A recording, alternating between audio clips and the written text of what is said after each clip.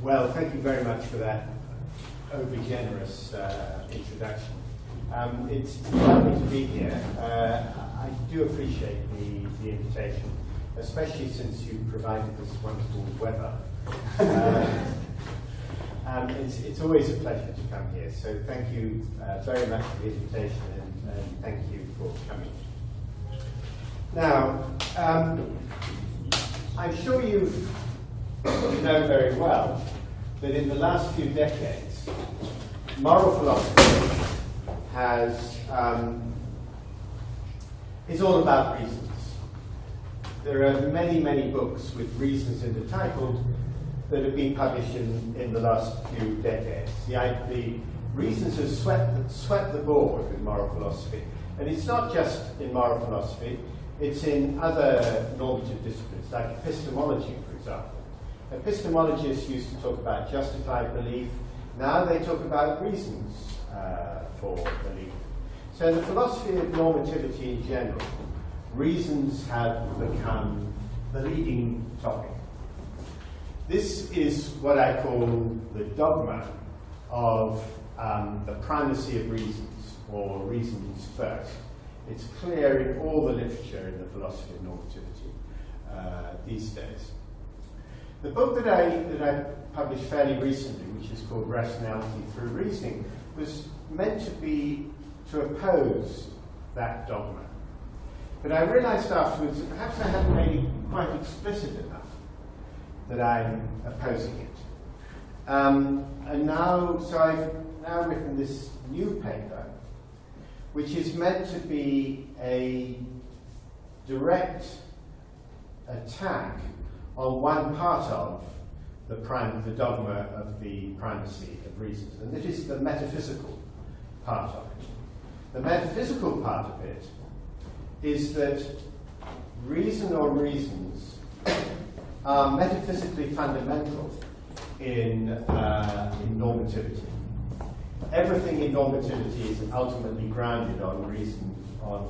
That's what I call the metaphysical part of it.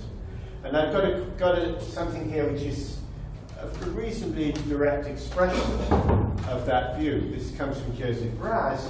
He says the normativity of all that is normative consists in the way it is or provides or is otherwise related to reason. So Raz is saying that reasons are fundamental in normativity. Now, I want to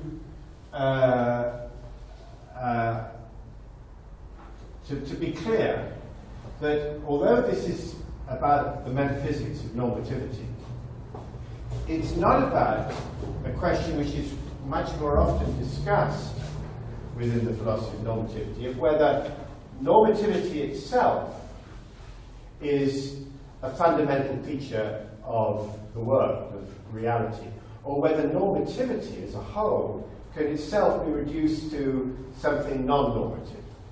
I think you may recognize that as an important discussion within the philosophy of normativity. Is normativity irreducible, or can it be reduced to natural features of the world? I'm not talking about that. I'm talking about perhaps a smaller question, which is within normativity itself. Can the features of normativity themselves within normativity be reduced to reason? So it's not a question whether reason can then be reduced to something that's non-normative. This is a discussion of the metaphysics within normativity. It's a discussion of the ontology within normativity rather than the metaphysical position of normativity itself. And that means that my topic, reason fundamentalism as I call it, is not what Tim Scanlon calls reason's fundamentalism in his most recent book. Reason fundamentalism is not Scanlon's reason fundamentalism. Why do I spend time on this? Well, because I do think that this metaphysical view that reason is fundamental in normativity is part of what underlies the idea of the primacy of reason in general. that reasons are not just metaphysically fundamental, but that you need to put a lot of features of normativity in terms of reason. For example, rationality is often understood in terms of reasons. The process of reasoning is often understood in terms of reasons. I think those are both mistaken. So the primacy of reason leads to a misunderstanding of normativity, lots of normativity. But I'm just dealing with the metaphysical side of it. So this is, I've already said this. It's not reason's fundamentalism, but it's a question that's completely confined within normativity. Now, what people mostly say is that reasons are fundamental. I'll come later to some quotations from Scanlon and Parfit which say, or appear to say, that reasons are fundamental. But they don't really mean that. I mean, Scanlon, when he says it, doesn't really mean it. It couldn't be right that reasons are fundamental in normativity, because reasons are not necessarily normative things in the first place. So a reason to go out of doors today is that it's sunny. So the fact that it's sunny constitutes a reason for going out of doors today. But the fact that it's sunny is not a normative fact at all. It's nothing to do with normativity. But it's a reason. So many reasons are like that. So reasons are often not even within normativity. They're non-normative facts. So they could not possibly be fundamental in normativity. And nobody really thinks they are. When people say that reasons are fundamental, what they mean is that the property of being a reason is fundamental. The fact that it's sunny has the property of being a reason for you to go outside, to go out and enjoy the weather. So this is a non-normative fact, but it has this normative property of being a reason. And the view that I'm going to oppose, is the view that that property, the property of being a reason, is fundamental within normativity. That's my target. And that's a version of what I call reason fundamentalism. So reason fundamentalism is a view within normativity that reason is fundamental. And this is a version of it, that the property of being a reason is fundamental.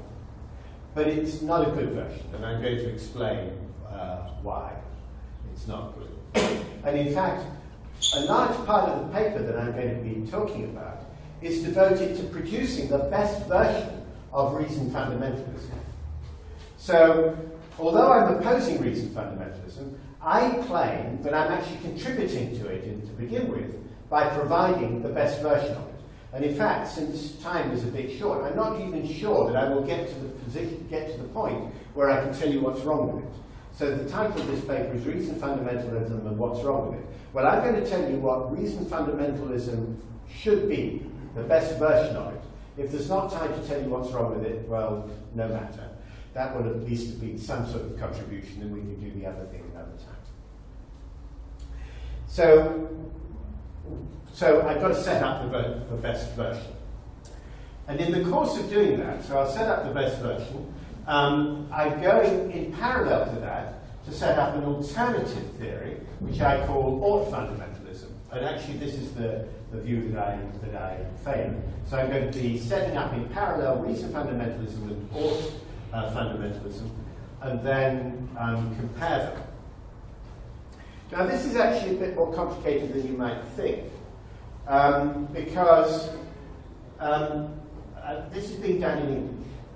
You may have a much better grammar for normativity in Portuguese, for all I know, but the grammar of normative words in English is actually pretty unsatisfactory.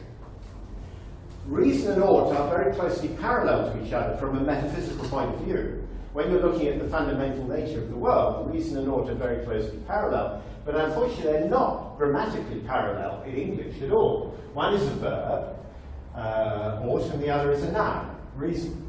So to set up the parallels between reason and ought is actually itself quite complicated. And that's what I'll be spending quite a lot of time doing it. And I'm sorry I'll be doing it in English. You know, I didn't naturally do things in English. It may be that it would be much simpler in Portuguese for all I know, but I don't know about whether how the Portuguese language deals with normativity. So here we start.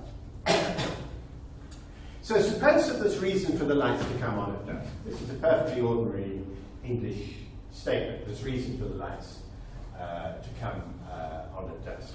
What's that doing? What does that statement say? Well, it takes a state of affairs, the state of affairs of the lights coming on at dusk.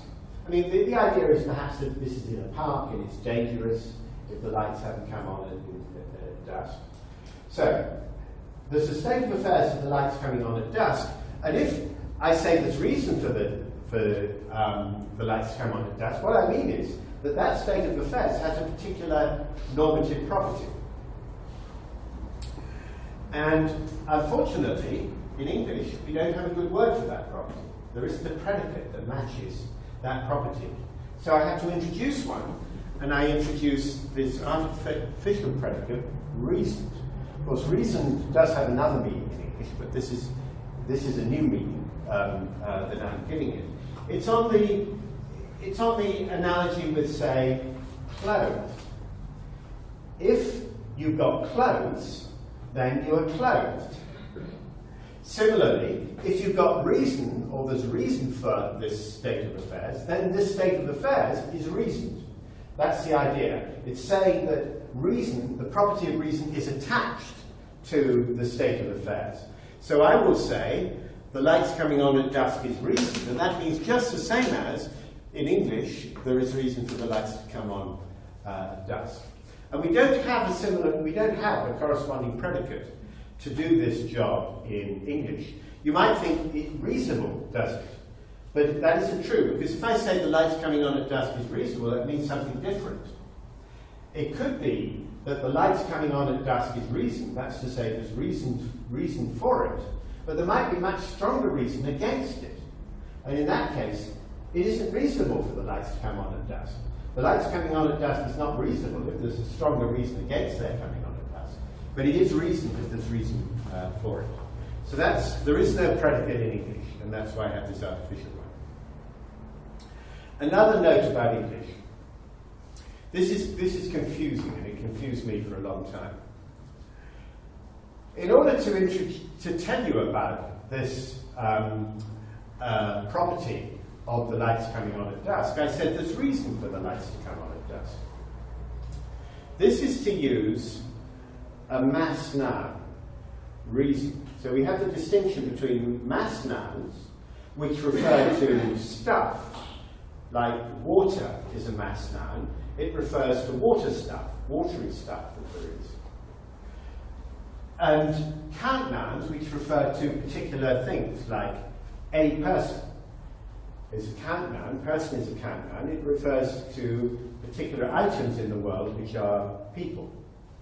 When I say there's reason for the lights to come on at dusk, I was using the mass noun, reason.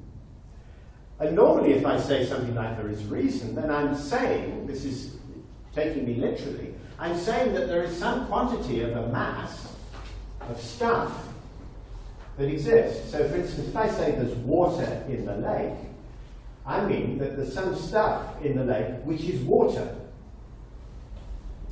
So when I say there's reason for the lights to come on at dusk, what I'm literally saying is that there's some stuff, which we could have to call the reason stuff, which is attached to the lights coming on at dusk. But that's metaphysically unbelievable, really. You can't, or I can't believe that there is reason stuff in the world. Unfortunately, you don't have to believe it. This is just a device in English for saying that for attributing to something the reasoned property. It attributes a reason, it doesn't claim the existence of stuff. So we can do without reason stuff, but we do have to have the reason property if we're to understand the metaphysics of normativity. Now the corresponding thing. Suppose the lights ought to come on at dusk. Well, that's saying in that same state of affairs, the light's coming on at dusk, they have a different normative property, which I call the property of being audited. So this is another artificial term, autit here, which is now ascribing, which I use to ascribe a different normative property to states of affairs. So now I've got two normative properties, the reason property and the autit property. And basically, those are the ones that I'm going to compare.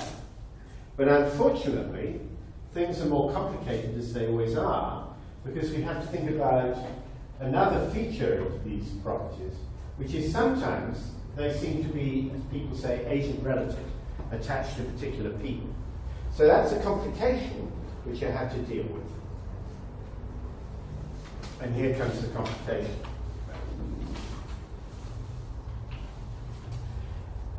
So I said, my first example was there is reason for the lights to come on at dusk.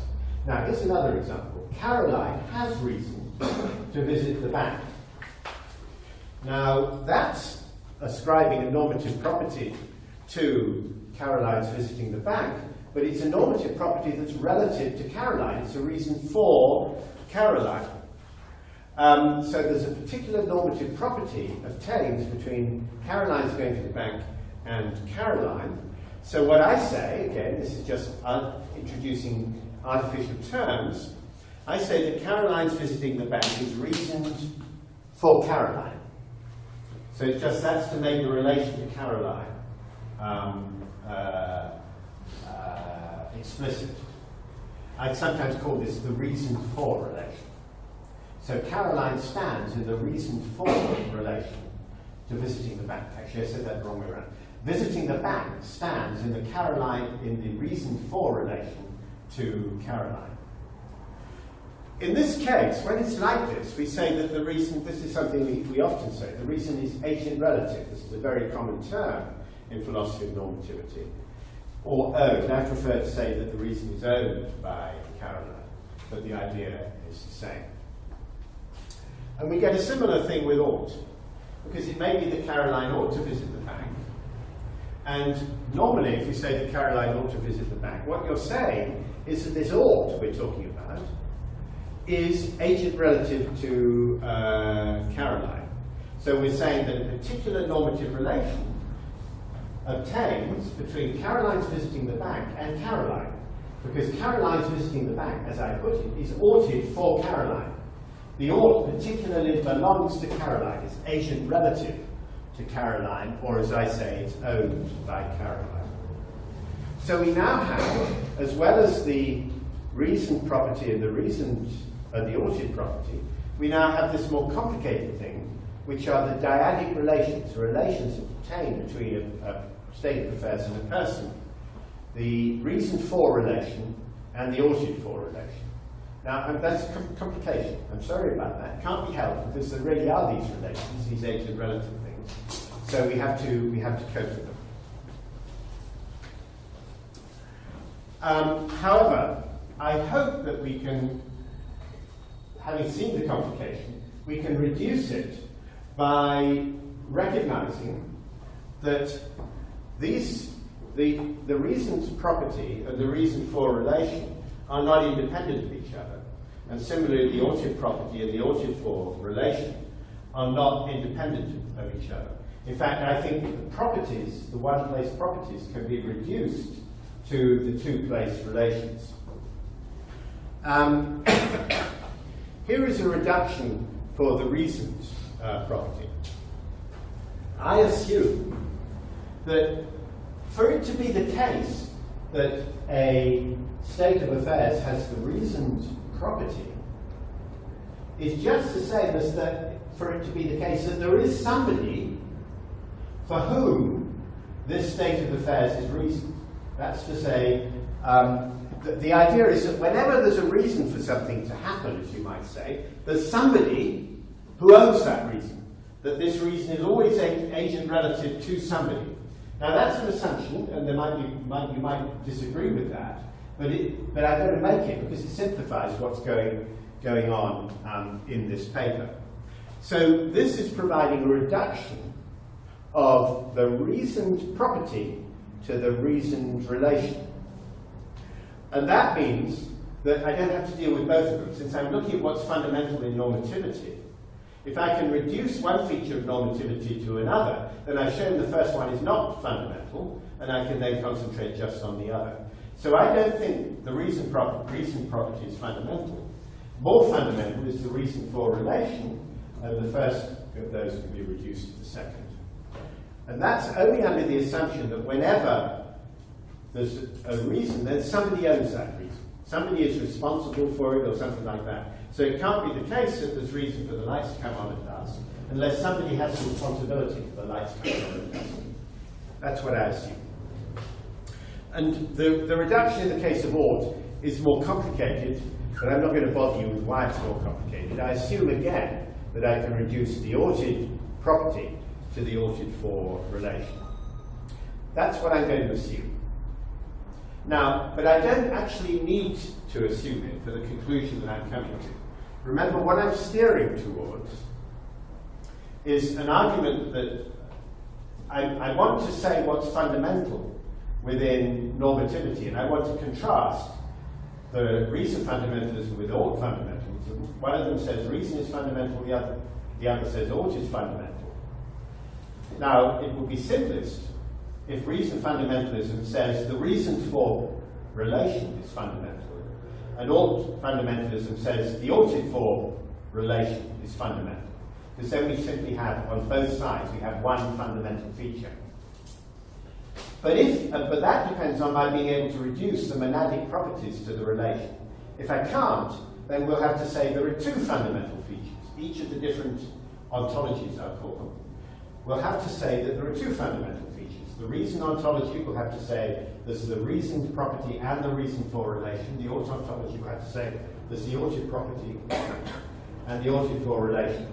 But I'm assuming we don't have to do that. So everything can be reduced to the relations. The reason for relation and the oughted for relation. If you can't, it's just an irritating complication, but that's enough. Now, this is the thing that you may have been waiting for. The property of being a reason, which I haven't mentioned yet. Except right at the beginning, I said, one version of reason fundamentalism is the view that the property of being a reason is fundamental in normativity. The property of being a reason, a reason, that's a count now. A reason refers to a particular thing, like the fact that it's sunny, which is a reason for going outside.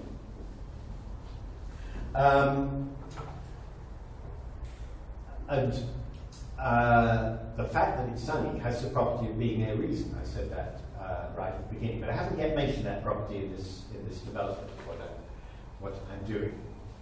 But now comes the time to mention it, because many reason fundamentalists think that is the fundamental property, what is fundamental in normativity. But now I'm going to say it can't be fundamental, because it can be reduced to something else, namely the reasons for relation. So if you can do a reduction, then you're showing that the thing that's reduced is not fundamental. And I think we have a reduction already in the literature in Nagel's book, The Possibility of Altruism, which came out just at the time when reasons were beginning to dominate. Nagel, in fact, is responsible, really, for the growth of the primacy of the dogma of the primacy of reasons. But Nagel actually provides a definition of a reason in his book. He says that every reason is a predicate R, such that for all persons P in event A, if R is true of A, then P has prima facie reason to promote A. Now, if you looked at this first of all, and Nagel says this is a definition. But you might think it can't possibly be a definition, because you've got reason on the left-hand side and reason on the right-hand side. It looks like Nagel is defining reason in terms of reason, so it looks like a circular definition.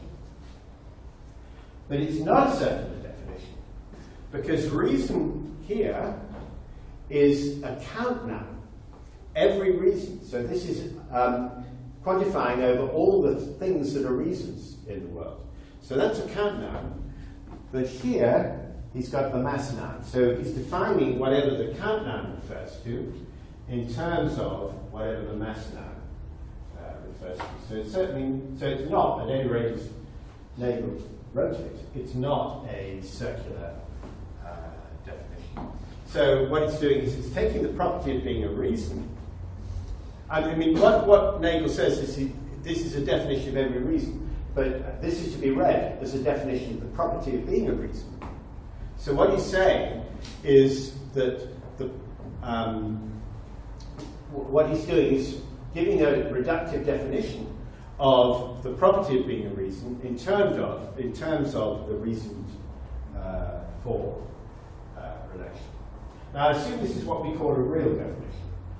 A real definition is something you get in metaphysics rather than in language. What a real definition is doing is it's telling you what something is. It's not telling you what a word means or what a concept refers to. It's telling you about the world. And I take it that Nagel is telling us something about what the fact of being a reason, what the property of being a reason is. He's telling us that the property of being a reason is identical to something else which can be spelt out in terms of reason. Unfortunately, this isn't quite right, this definition. And I've got an improved version. And to cut a long story short, I just go straight to the improved version. It's actually simpler than Nagel's.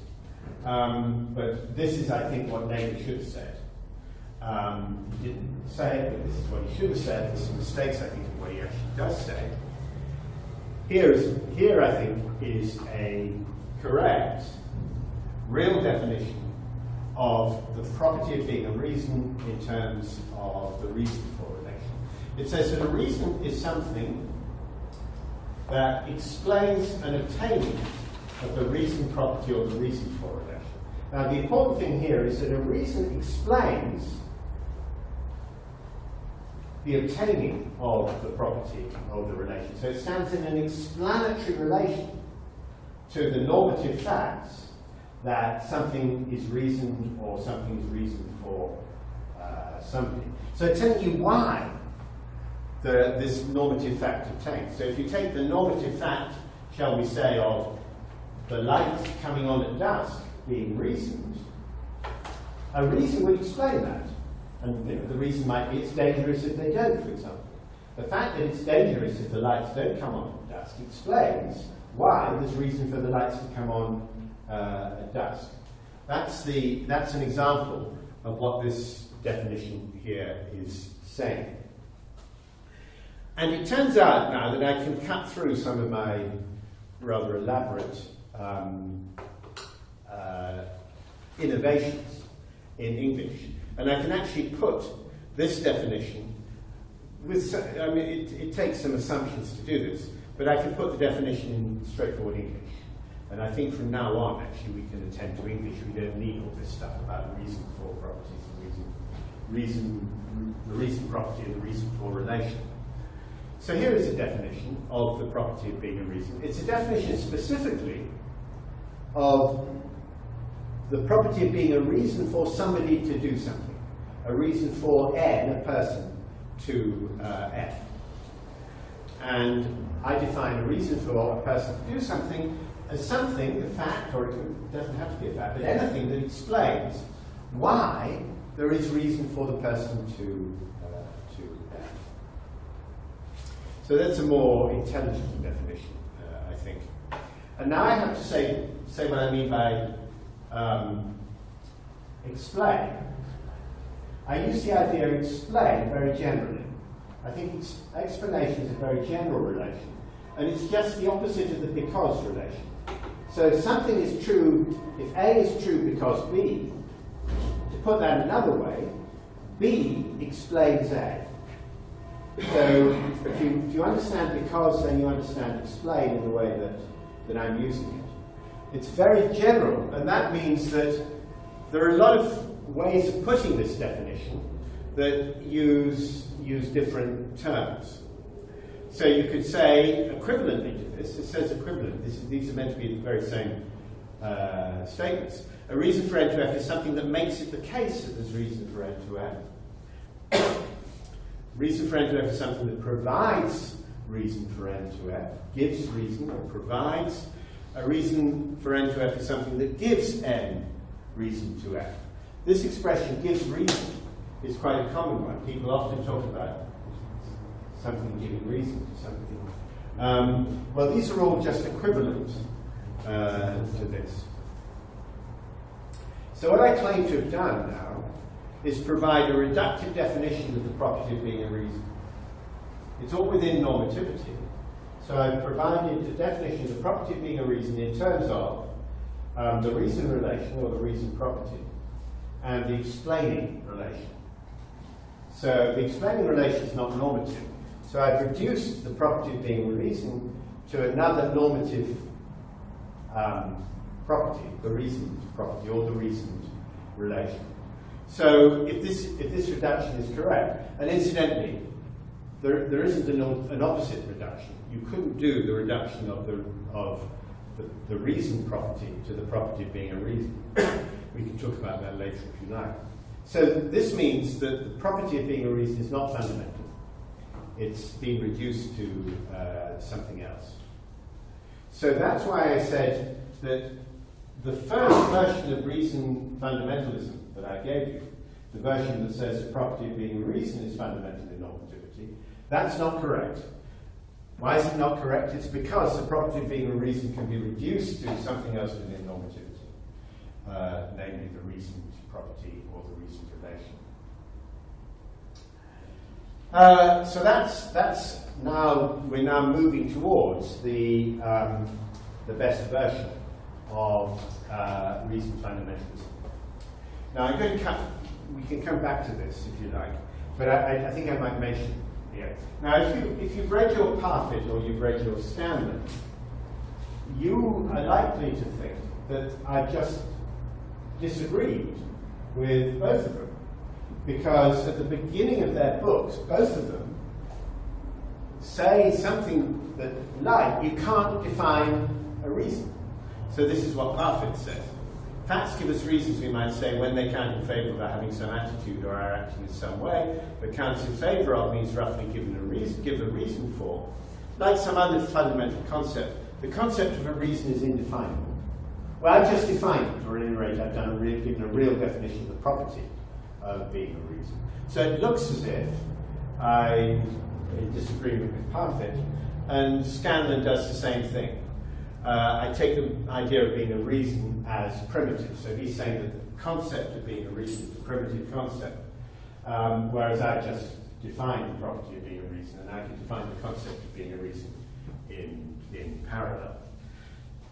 So they seem to disagree, but actually I think neither of them does really disagree. I think both of them would be quite happy to accept my reductive definition of the property of being a reason. And I think you can tell that by doing paying a careful attention to their language. And if you want me to come back to it later, I'll do that.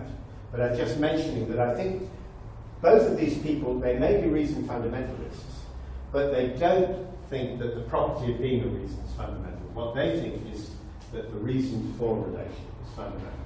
And that's what I think a reason fundamentalist should do. She should think that the reason for relation is fundamental. So that's the best version of reason fundamentalism, which I've now arrived at.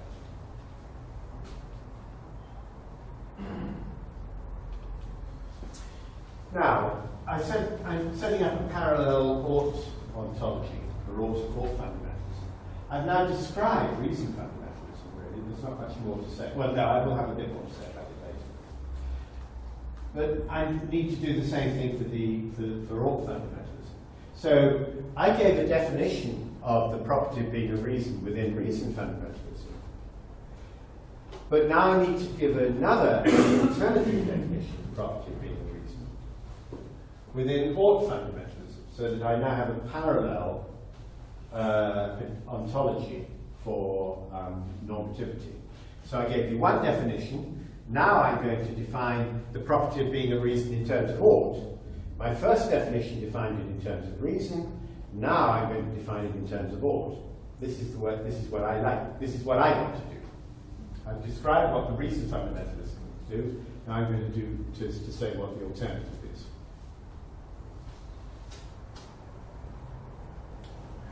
Now this is more complicated. And in order to do this properly, we have to do some classification of different reasons. So we have to divide the reasons there are into various different sorts and give different definitions for these different sorts of reasons. The first sort I call a Proto Reason, and that's actually very easy. A Proto Reason for n to f is something that explains why n ought to f. So that's really closely parallel to what I was saying in the reason ontology.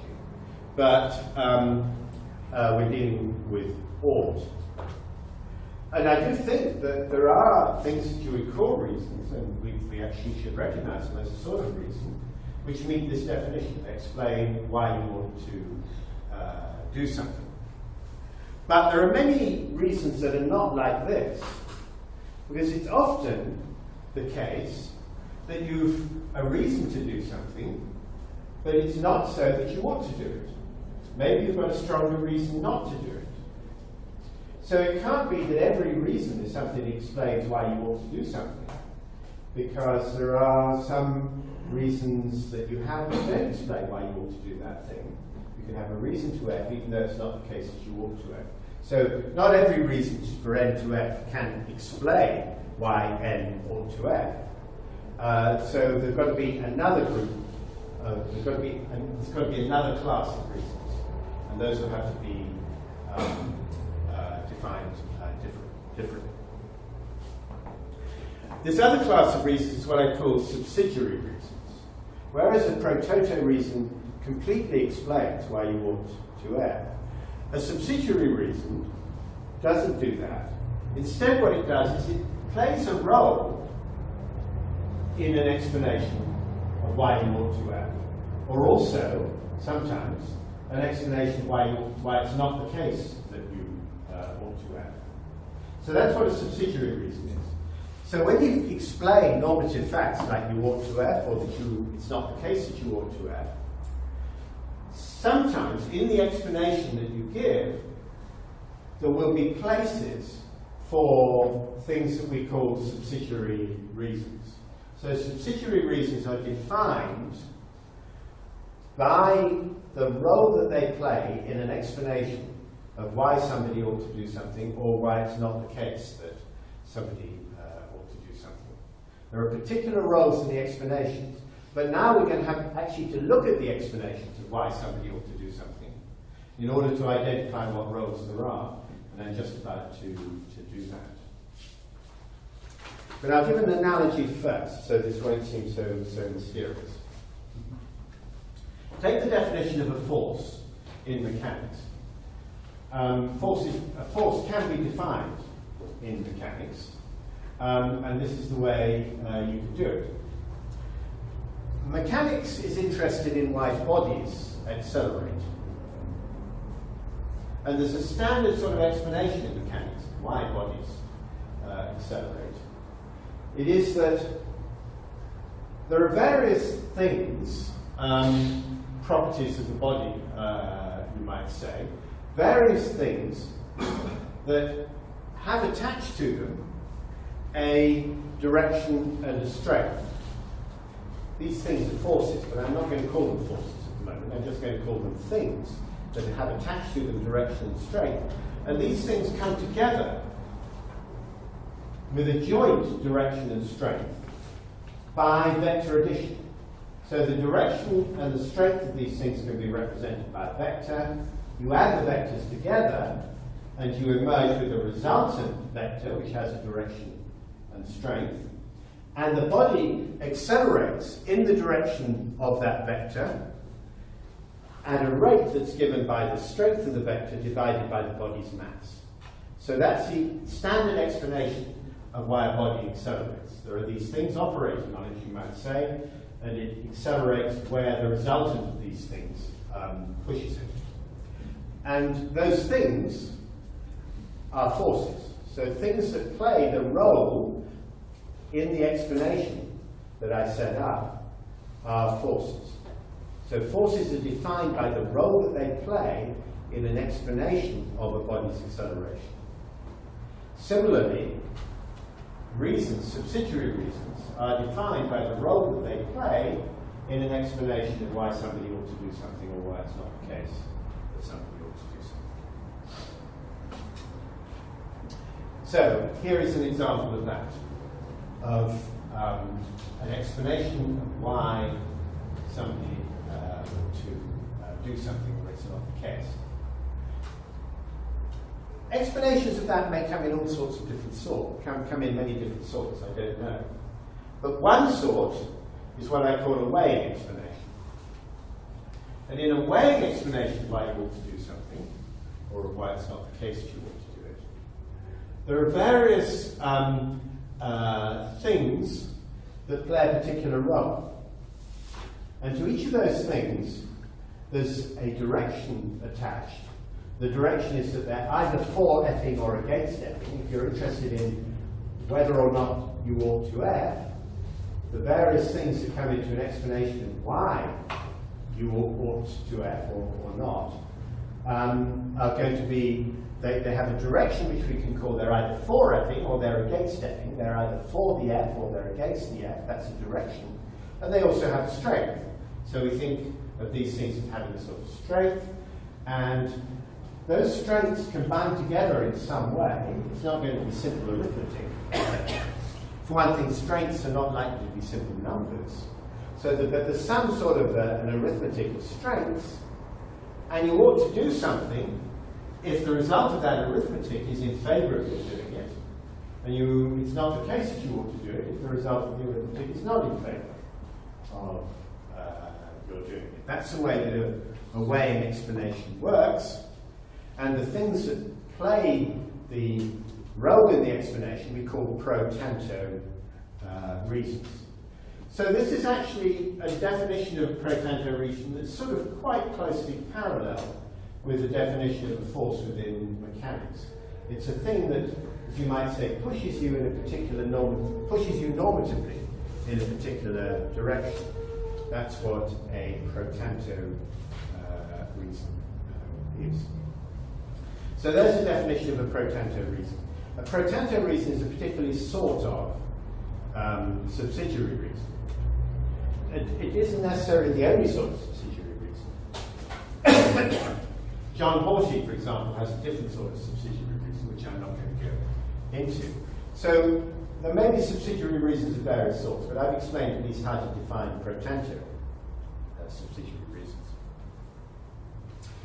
There can also be explanations of why you ought to do something that have nothing to do with subsidiary reasons, that have no role for subsidiary reasons. For example, sometimes what you ought to do is explained by a deontic rule. At any rate, according to some theories of normativity, they are. So take a theory of, this is of epistemic normativity or doxastic normativity, something about what you ought to believe. Well, some people think you ought not to have contradictory beliefs. That's to say, you ought never to believe both P and also believe not P. Why do they think that? Well, they think there's a deontic rule that says, just flatly, you ought not to believe P and you ought not to believe. So you ought not to believe P and also believe not P. So there's a deontic rule. There's this explanation of why you ought not to have contradictory beliefs has no role for subsidiary reasons in it. It's just a flat rule. And, sorry, I've got a cough, which I'm going to have to pause while I get over this.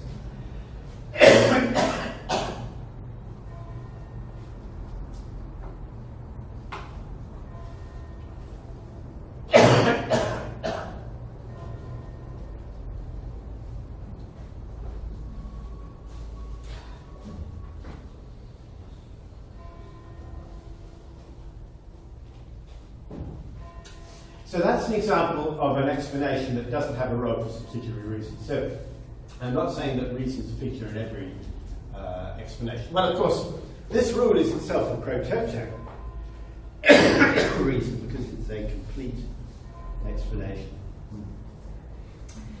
Sorry about it.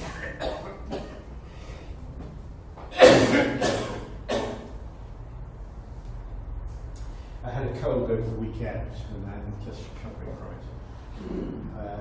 I may have to bring the talk to an end and start. Would you like to get your cough sweep from downstairs? I think it's done. Well, it might help, yes.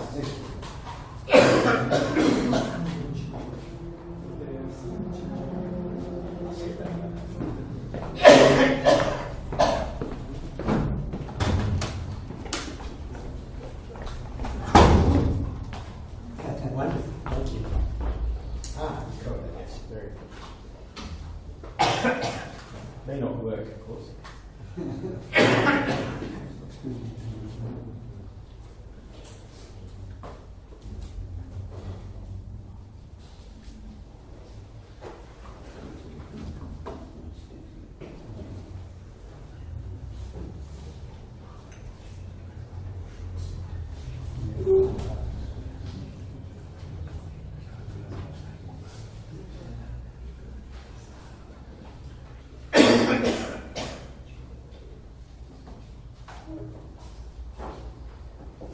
Okay, I'll try talking again now and see how it goes.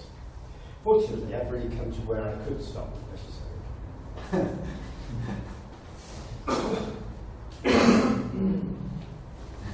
I will try and go a little bit further. I've now given you all fundamentals. I've defined the property of being a reason within the autontology. If you believe in all fundamentalism, you don't actually need the reasoned property at all. In my book, Rationality Through Reasoning, I never refer to it. But if I had to, it would be easy to define. So I can define the reasoned property this way. Now, within, it's very kind, somebody else has already given me one. So thank you very much. I defined the property of being a reason in terms of ought. So if I define the reason property, which is here, in terms of the property of being a reason, then I've defined it in terms of ought. And this is a terribly easy definition to give within the autontology. I can simply say that for it to be the case that n has reason to f, is just the same as for it to be the case that n has a reason to f. That's all I need to do. And that's called fundamentalism defined. I think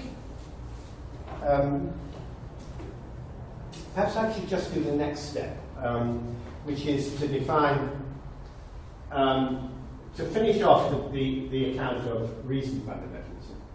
Because there's something that still needs to be done in that.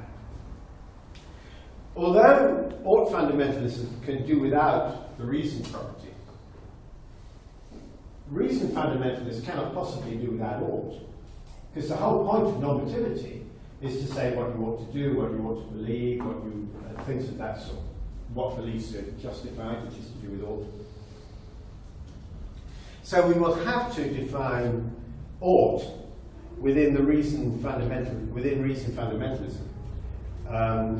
if reason fundamentalism is to work. We can do that. It's actually relatively easy. You do it by recognizing that the reason property or the reason for a relation, they come in degrees. You know, something you can have more reason to do one thing than you have to do another. So that means that although A may be reasoned and B may be reasoned, A may be reasoned for you and B may be reasoned for you, one of them may be more reasoned than the other for you. So you've got more reason to do A than you have to do B. So there are degrees of these properties, and that's sort of obvious. And then we can use those degrees to define ought. And you will have seen ways of doing that. They're implicit in a lot of the literature. A lot of people who believe in reason fundamentalism talk about conclusive reasons or sufficient reasons. Then when they say n has conclusive reason to f, what they mean is that n ought to f. So implicitly what they're trying to do is to reduce ought to reason through this. They take reason as something that has a degree, and they use conclusive as a modifier that picks out a particular degree. Similarly, sufficient reason. Now, I don't think this works, because these terms conclusive and sufficient each are implicitly relative to some aim or other. When you say that something is conclusive, implicitly you must mean conclusive for something or other. So, for example, suppose you've got a piece of evidence which you which you bring to a trial. Well, this evidence might be conclusive evidence for, say, that the person committed culpable homicide, to use the American term. But it may not be conclusive evidence that she committed murder. So a piece of evidence can be conclusive for one conclusion, but not conclusive for another conclusion. So if you just say that the evidence is conclusive, it must be implicit in that it's conclusive for one thing, so for some particular thing. So when people say that n has conclusive reason to f, what is the implicit aim in that? Well, it can only be that it's conclusive for ought. That's to say, when you say that n has conclusive reason to f, what you mean is that the reason that n has to f is conclusive for its being the case that she ought to f. So implicitly, conclusive actually contains an ought in there. So when you say n has conclusive reason to f, you mean that n has reason to f that's strong enough to make it the case that n ought to f. And of course, this is now not a reductive definition of ought, because we have an ought as part of the definition. So I don't think those do it, but a definition that does do it is one. This is one that Parfit particularly uses. To use most reason. Now, the modifier most, unlike conclusive and sufficient, doesn't contain this hidden argument of what it's for. It's not most for anything in particular. It's just, if you say that n has most reason to f, what you mean is that the reason that n has to f is stronger than the reason that she has to do any one of the alternatives.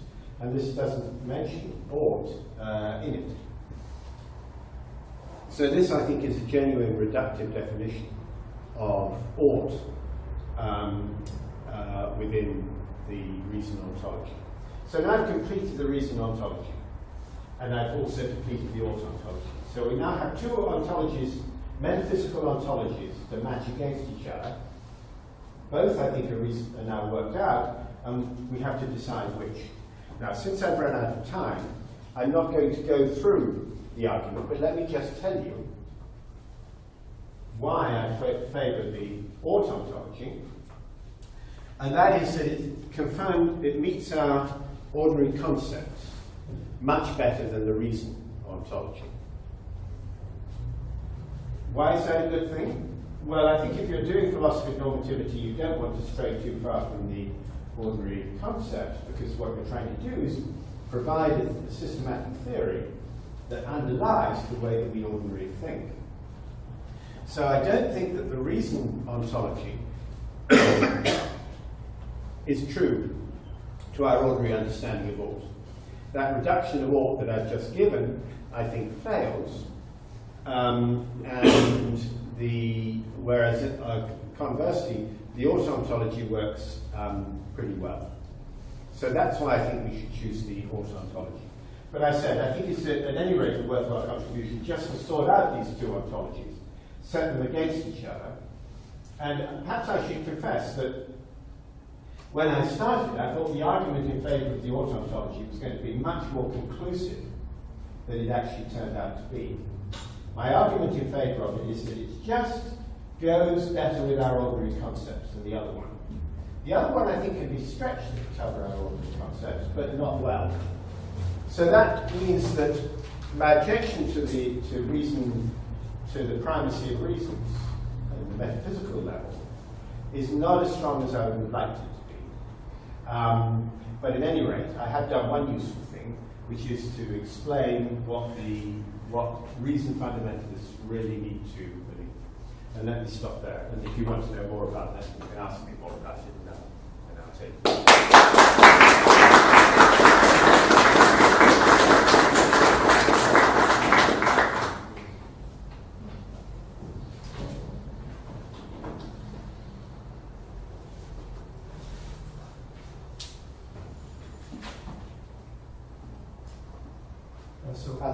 Shall I take my own questions?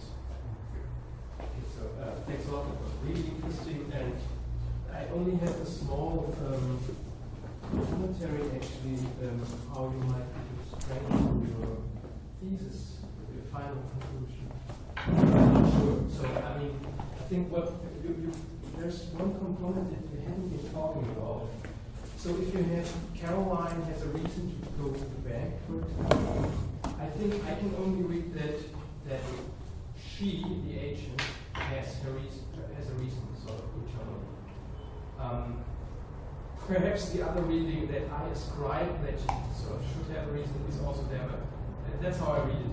But if you have Caroline wants to go to the bank, this has, at least how I understand it, a strong social component to it. It's like I have a reason.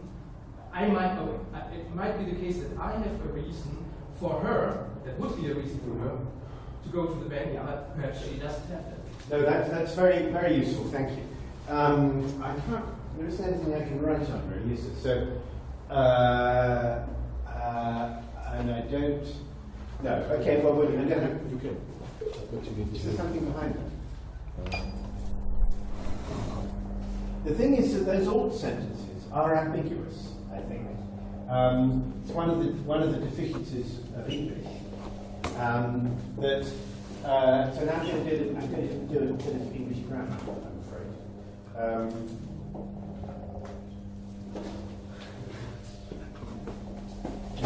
We need the right sort of pen. If you say that Caroline has reason to visit the bank, you're explicitly ascribing ownership of the reason to Caroline, which she says has, right? So that's what you say. You can only understand that to say that the reason belongs to Caroline. If you say that Caroline ought to visit the bank, that can be interpreted two ways. You could understand it as simply saying it ought to be the case that Caroline visits the bank. So, and in many sentences, all sentences, that's the intended interpretation. So, for instance, take Caroline ought to go to prison. Now, that means it ought to be the case that Caroline goes to prison. But it doesn't say that the responsibility of Caroline's going to prison is down to Caroline. It's not, it isn't saying that she's got to turn up at the prison to go into it. It's the judge or whatever who's got to send her to prison. So Caroline ought to go to prison. It's particularly not giving the ascription of ownership of the ought to Caroline. And I think that's what you're saying. Yes. Wasn't that right? Good. So this is just one of these many unfortunate features of English, that ought has this total ambiguity. And so far as I can tell, there really isn't anything in English grammar that separates those two things. We're still waiting for something to write, aren't we? Never mind. Look, there's a similar ambiguity with there is reason for Caroline to visit the bank. Now, you might mean by that Caroline has reason to visit the bank. So, in that case, it's ascribing ownership of the reason to Caroline. Or you might think it's not ascribing ownership. It might be there's reason for Caroline to go to prison, is not ascribing ownership. But thank you very much for taking that trouble. But now I've got the next problem, which is how to get the. I could probably just go back to the so probably that. Give myself this. Yeah, I can't write it. It would be a pity to turn it off because I might need it. I might need it later. Okay, it's not turned off. That's excellent. Right. So, there is reason.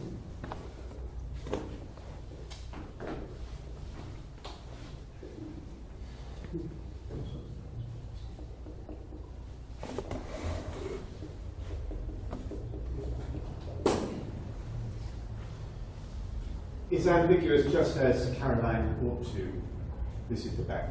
But as a matter of fact, in the there is reason case, this really is English grammar. There is a difference in the deep grammar, because this can have two different parsings. You can parse it like this.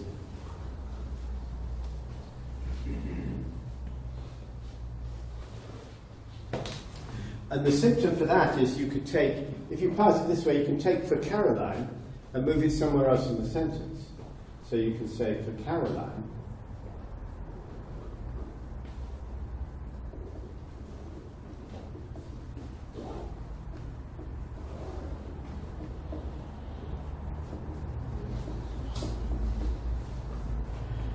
and that, read this way, that is ascribing ownership to Caroline.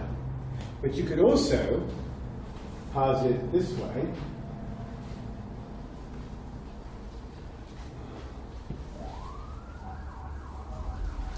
In which case you can't move this to somewhere else in the sentence. So if this was a reason for Caroline to go to prison, for example, you couldn't do this. You couldn't say for Caroline there was reason to go to prison. But you could continue to say there is reason for Caroline to go to prison. So in the deep grammatical structure of this sentence, there is actually a difference between the two meanings. But Caroline ought to go to the bank, does, so far as I can tell,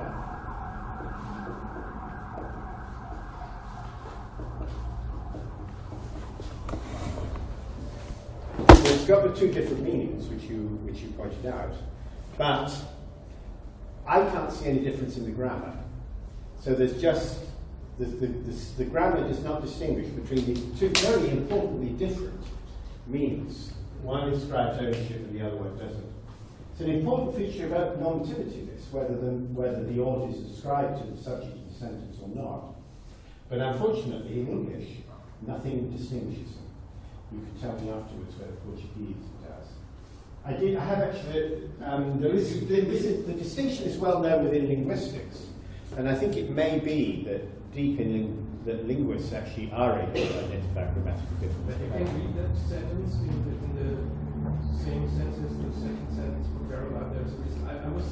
My intuition, but I'm not a native speaker, was rather that it's always an ascription by the ascriber.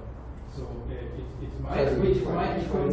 it might be a coincidence that she has sort of internalized this thought, that she's acting. Oh right, okay. So you think that it never has this meaning, the meaning that I was giving to it, the agent relative meaning, we can call it.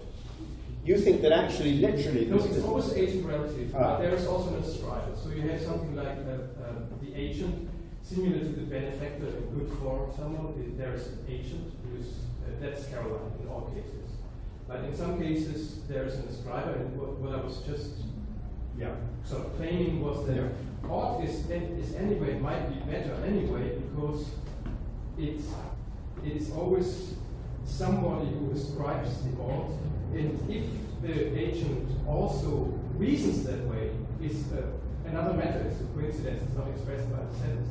Whereas in the other case, you have this ambiguity clearly. But perhaps I'm wrong, so I'm not a native speaker. Well, I haven't quite got this. So formally, there are these two ways of understanding this, using the language that I had. So we've got visiting the bank, no, Caroline.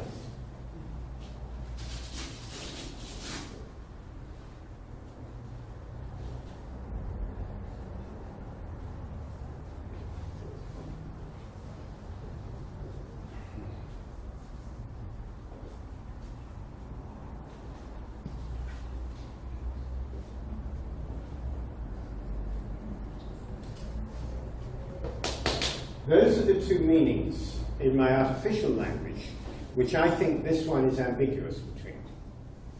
I think most people actually are inclined to read this, unlike you. If I got you right, you think of it this way. We've always got an agent, of course, because it's Caroline who visits the bank.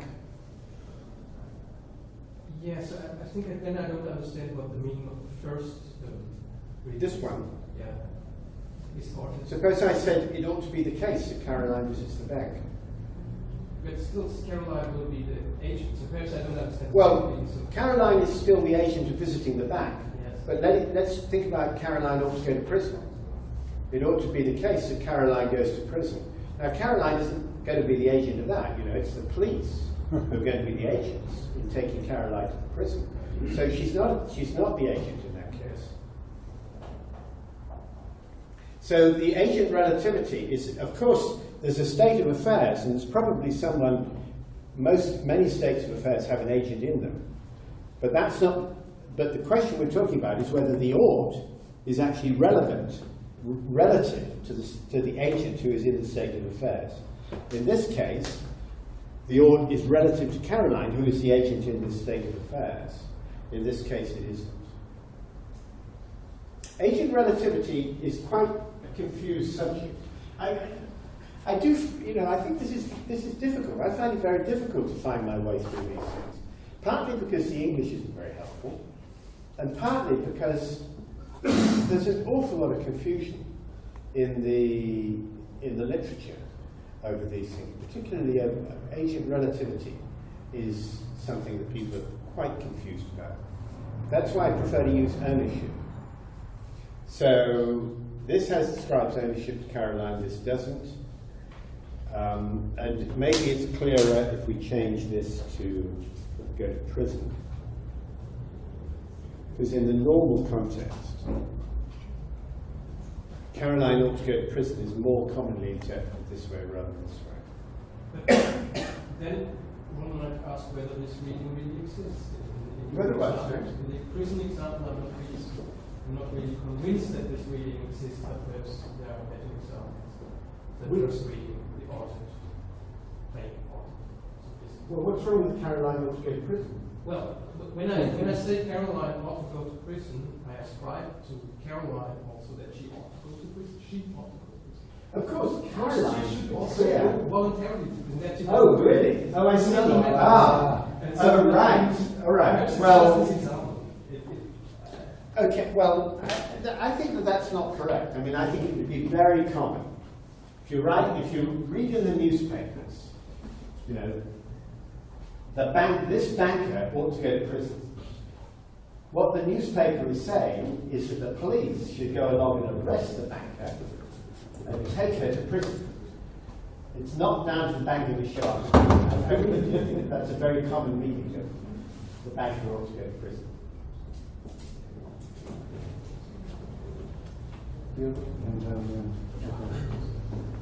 So I have partial knowledge of your text, so I apologize if I'm missing something.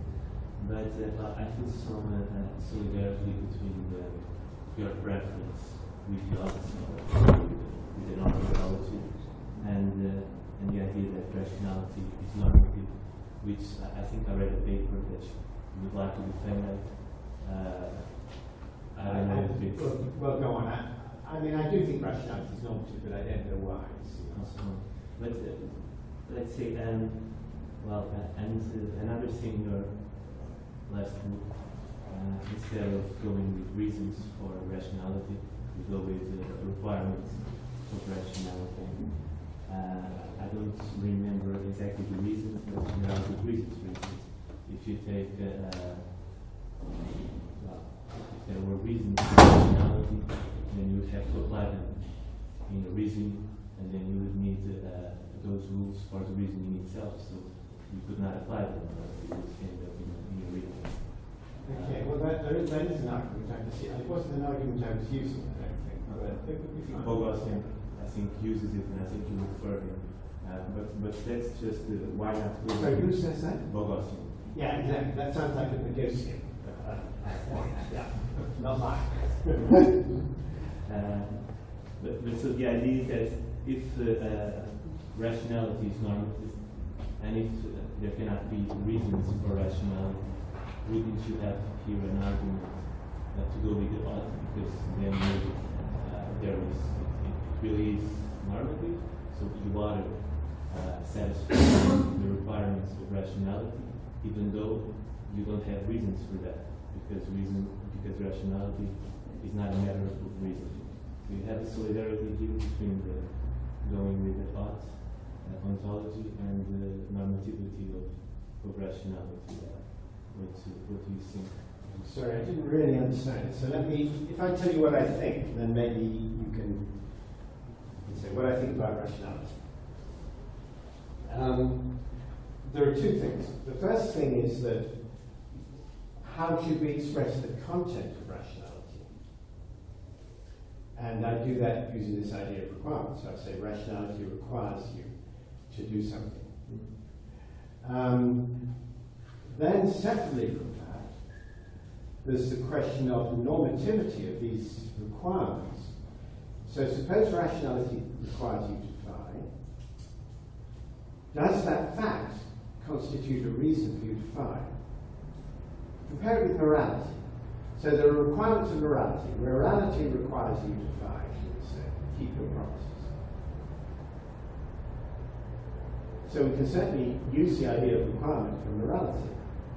But now we've got the question, do the requirements of rationality give you reasons?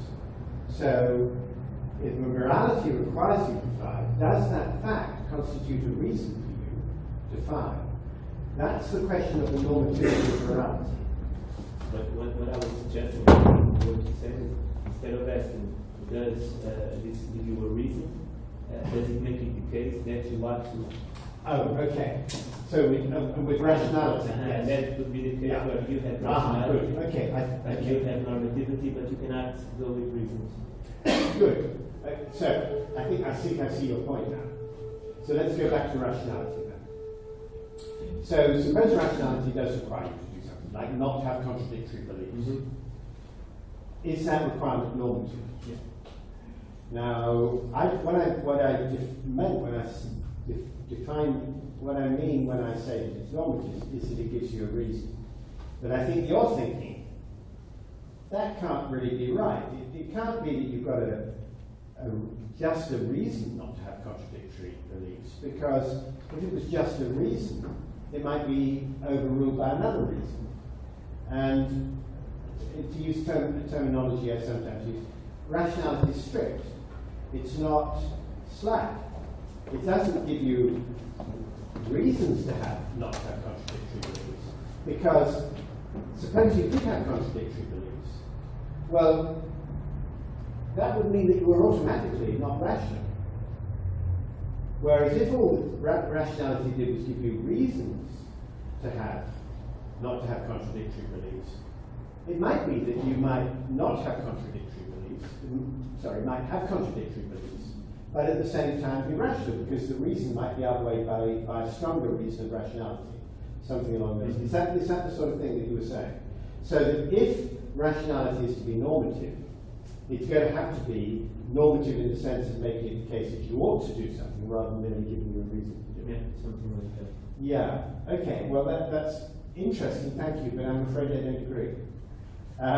Because it seems to me that it would be, I do think that rationality is normative, but I don't think it can be normative in such a strong sense that if rationality requires you to do something, you ought to do it.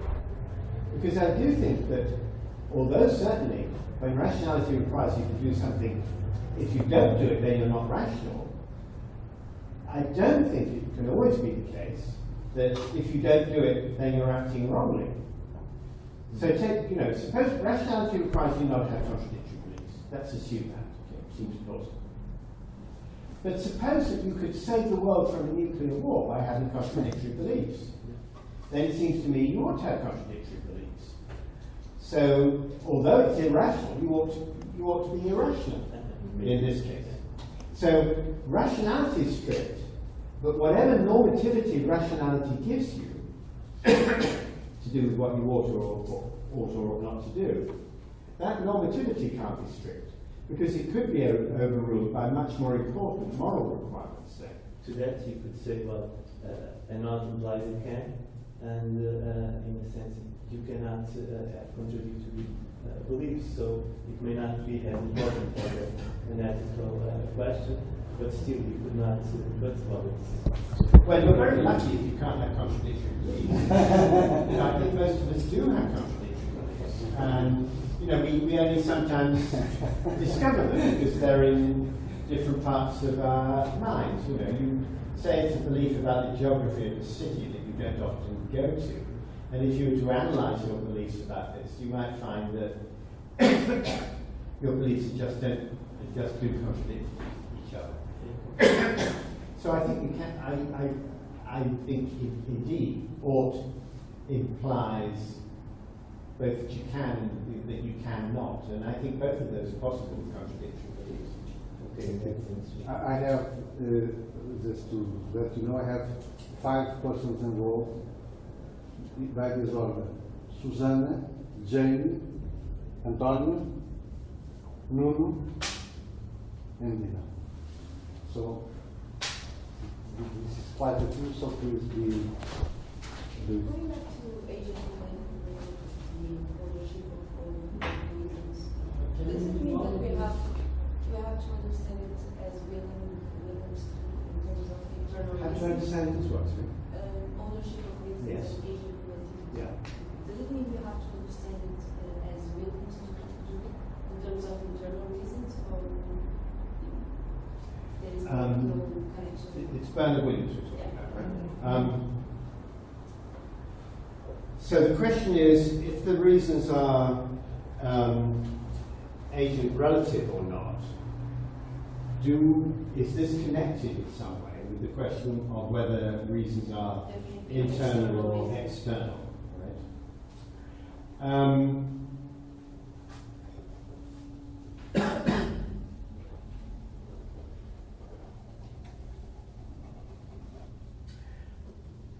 I think it's not,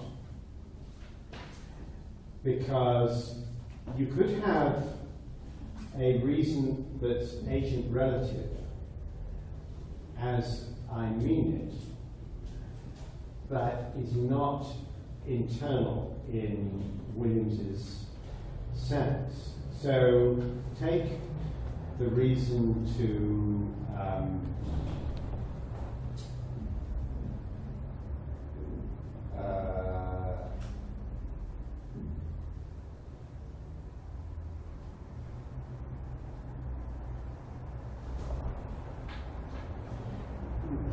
I don't know, I'm just trying to think of a moral reason that might not be an internal one.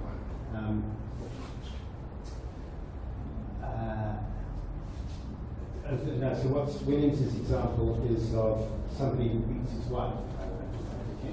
So this man has a reason not to beat his wife. Now that's, I take it, an agent relative reason. It's owned by the man. That's to say, it's a responsibility of his not to beat his wife. On the other hand, he might be such a thoroughly unpleasant man that this is not connected with any motivation that he has. For it to be an internal reason, there must be this sound deliberative route from him, from his motivations to his not beating his wife. But if he's a really thoroughly bad man, there will not be a sound deliberative route. But that doesn't mean that I think it's not relative to him. So I certainly think we could plausibly think that there were agent relative reasons that were not internal in Williams's sense. Is that an answer? Jamie? Yeah, this is kind of on the same sort of point. It was really, you kind of clarified it and you said, rather than calling agent relative, call them own reasons. There's an extent to which even agent neutral reasons are said to be owned. They're reasons for someone, they're not, as it were. Well, I assume that there were always reasons for someone, but there could be exceptions. Yeah. So that's what I was going to ask next. So there seems there's two kind of leading ways to understand the neutral relative distinction. You have Nagel's, which understands the neutrality or relativity in terms of the antecedent of the reason predicate. But then you have Skorupski, who thinks the neutrality or the relativity is within the reason constituent fact itself. So the proposition or the state of affairs sometimes describes as involving an indexable proposition to capture. I'm just wondering kind of what if you have an updated view on how this works. Well, you're going to have to remind me about Skorupski, but I did actually have a debate with him about agent relative once, but I totally forgot about it. But I don't think that agent relativity has to be understood in terms of indexibles. So, you know, take this man who has reason not to beat his wife. I can describe this reason using no index. Oh, I used his. And no, it's not indexable. That's just an anaphoric pronoun.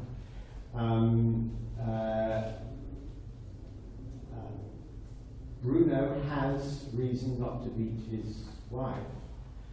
I'm ascribing an agent relative reason to him, but I'm not using an indexable to do it. I think I do vaguely remember Skorupski say, can you say more about how it's connected with an indexable? It's really good because I think they buy into, Skorupski's kind of an internalist, isn't it? So I think that the people that think that the agent relative reason has to involve pronominal backgrounds or indexable fact is because they're kind of, in order for it to be a motivating consideration, they have to see it as kind of belonging to them. Mine, like, you know, my child is drowned, rather than, say, from Skorupski's point of view, it can't be John Skorupski's child is drowning because John Skorupski might not know that he is John Skorupski. Yeah, that sounded very like Nagel's, as a matter of fact. Perhaps you haven't looked at it. Yeah, I think the Nagel view is probably best, and that's. Well, I think they're all on the wrong track. Okay. You see, this is actually one of the problems with recent fundamentalism. People think that people concentrate on reasons, and reasons, the term is countdown, refers to the facts that are reasons. So you're now not looking at what has the reasons property, you're looking at what has the property of being a reason. That's exactly what Nagel does. And he has to identify his feature of agent relativity within the fact that is the reason. But that's just a mistaken place to look for it, because we're not interested in the fact that is the reason. What we're interested in is the nature of the property that belongs to the state of affairs that's reasoned. I mean, what Nagel is interested in is whether everybody has his reason or only one person has his reason. Now, for that, it's irrelevant what the reason is. What's relevant is who it applies to, not what the reason is. But because he is stuck with the, first of all, writing English, which doesn't have the predicate for the reason property, and some other things, he directs his attention to the fact that is the reason. And he's quite successful in picking out reasons that are agent relative from ones that are agent neutral in that way. But it's a rather, it's an indirect and unsatisfactory way of going. He could simply have said, there is this question, who does this reason belong to? Who is it relative to? Who is it down to do whatever there's a reason for? If there's reason for the lights to come on, who is that down to? Maybe it's down to nobody. I mean, there might be reasons that are really agent neutral and not down to anybody. But what the reason is, the fact that it's dangerous and it's dark, that's quite irrelevant to the question of who owns that reason. So I think that this is actually, so I said, I think this is a contribution to that, to reason ontology. to get people off the reasons. The reasons are not the thing you should be thinking about if you're interested in the structure of normativity. The reasons are often not even normative facts.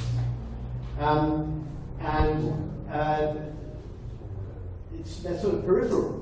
What you're interested in is the structure of the normativity itself, which of course is explained by non-normative facts. You know, that supervenes on the non-normative world. We're interested in the structure of the normativity itself.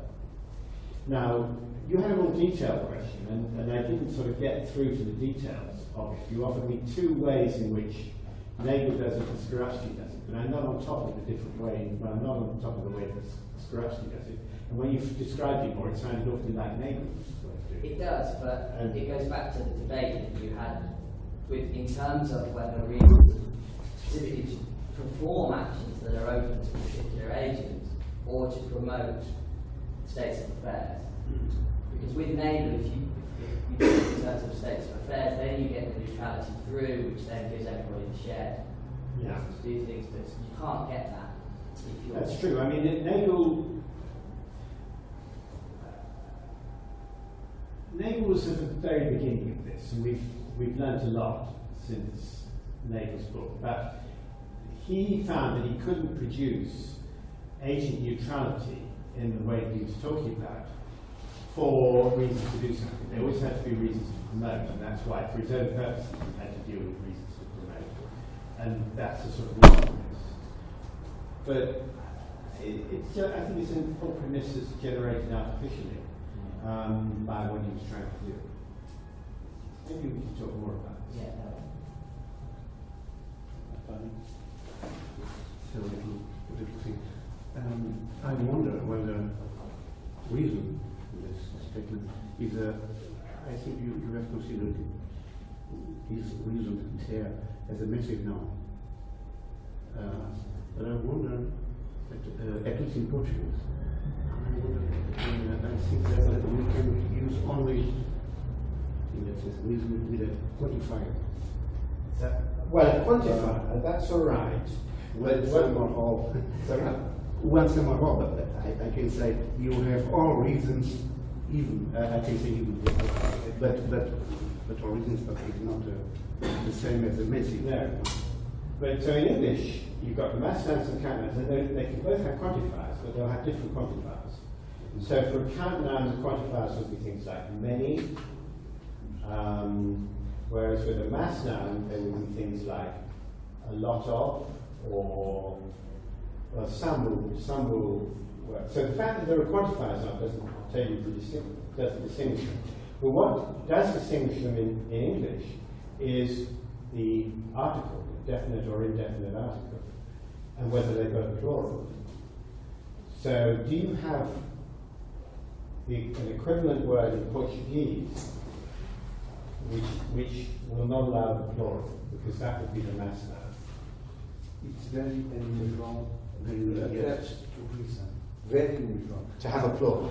To use it as a mass noun. Very unusual. You will say almost all of the time, he has a reason for that. He has reason for that as a straightforward to translation in Portuguese.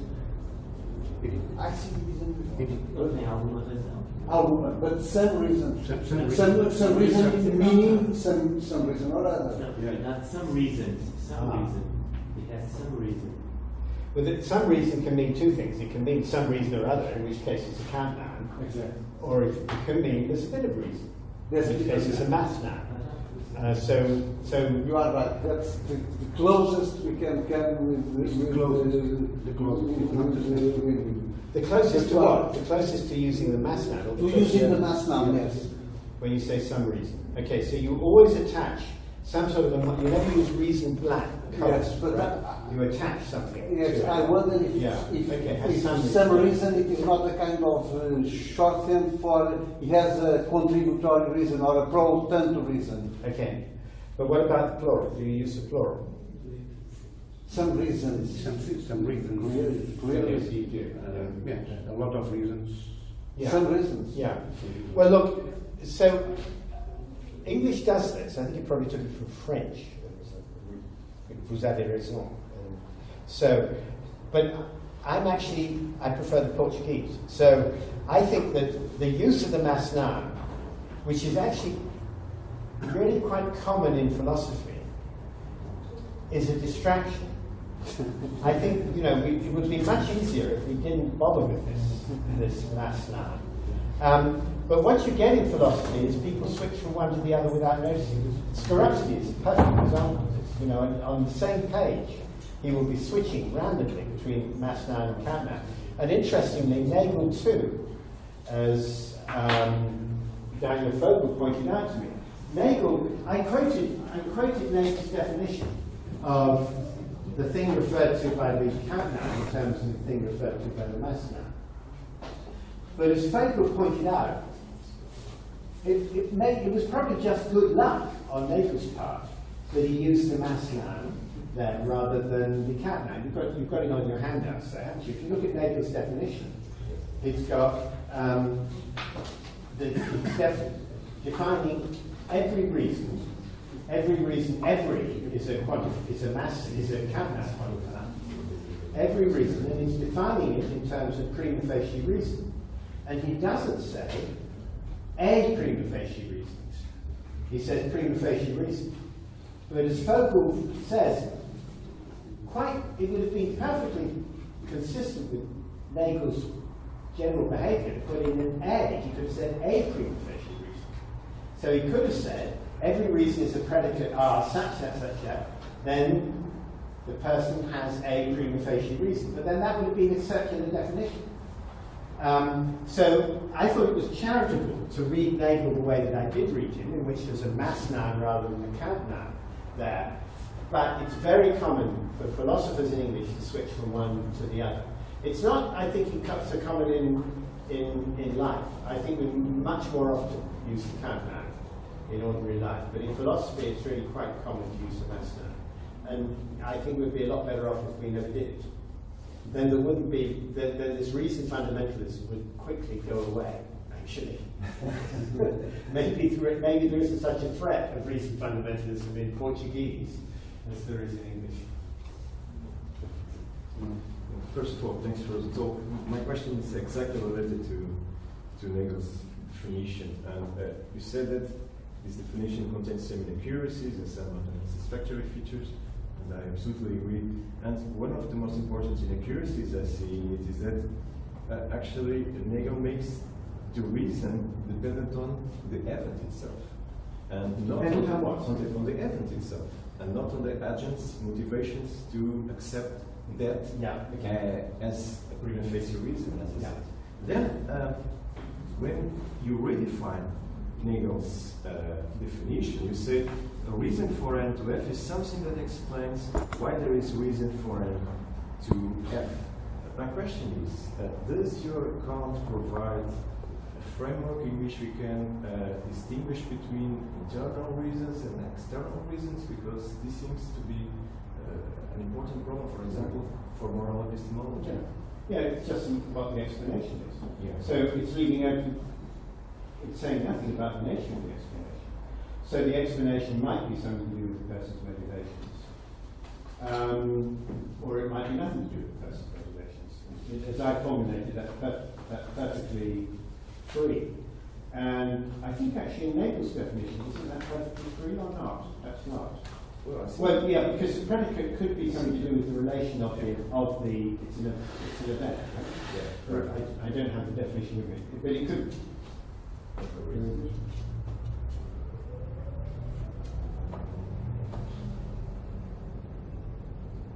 That is completely external. Well, not necessarily, because R, and this is actually what he's using to define agent relative and agent neutral. There's nothing that says R doesn't have the agent in it.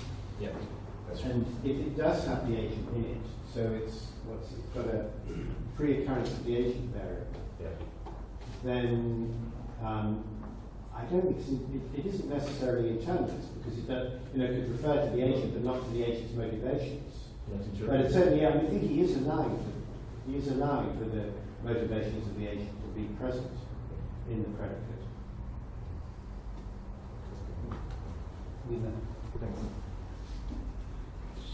Hi, it's me. So the question is a bit ignorant, but does the ought have an intensity? Meaning,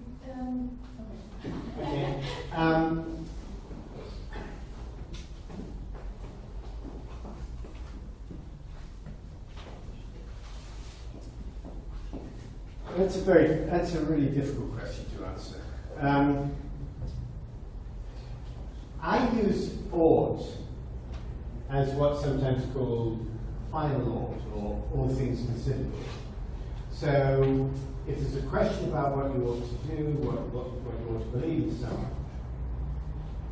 on, I think if I say you ought to believe something, then that means that that ought is not available to be overridden by some other consideration. It's the final, the ought represents the final decision, as you might say.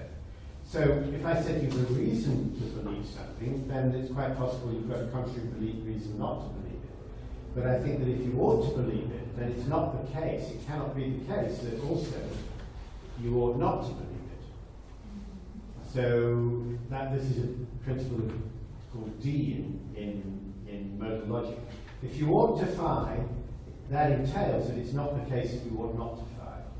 Whereas it's not true with reason. If you have a reason to find, it's perfectly consistent with that, but you have a reason not to find. So that separates ought from reason. And that makes ought strict in the sense that I'm like. But now, you might think, actually, no, we've got to recognize reason for various reasons. You might think, sort of in a general way, should we say, that oughts that derive from moral considerations are more important than oughts that derive from something else. Say, there's that sort of thing. But there's also the question of supererogation. So sometimes we think that somebody ought to do something, but it's okay if she doesn't. Maybe this is a really difficult thing to do. Maybe you might say that you ought to give away all your fortune to the poor of the world, but it's okay not to do that. That's asking a great deal from you, and it's okay if you don't do that. That's the case of supererogation. Now, if you believe that there's supererogation, then you'll have a reason for thinking that there are some sort of degrees of ought. Because we normally understand okay, this is conventional in deontological anyway, okay is the dual of ought. So to say you ought to find means the same as it's not the case that it's okay not to find. So ought and okay are duals of each other. And similarly, if it's okay to find, that means it's not the case that you ought not to find. That's the notion of the duality between these things. But I just said there are cases where you think you ought to do something, but it's okay not to. So what are we going to do about that? Because that's in conflict with the duality. Well, I think we have to recognize that there are each of those things has a dual. So when you ought to give away your fortune to the poor, that means there is some sense of permissible in which it's not the case that it's permissible not to give away your fortune to the poor. So we can create a dual to the ought. And similarly, we can create a dual to the okay. So if it's okay not to give away all your fortune to the poor, that means it's not the case that you ought to give away all your fortune to the poor. But I just said you ought to give away all your fortune to the poor. So we've got you ought to in one sense, but it's not the case that you ought to in another. One is evidently a stronger sense than the other. So we do have degrees of strength. So I think it would be too simple to say ought is just a thing without degrees of strength, whereas reasons do have degrees of strength. But the strength of oughts come out in a different way. Once again, thank you very much.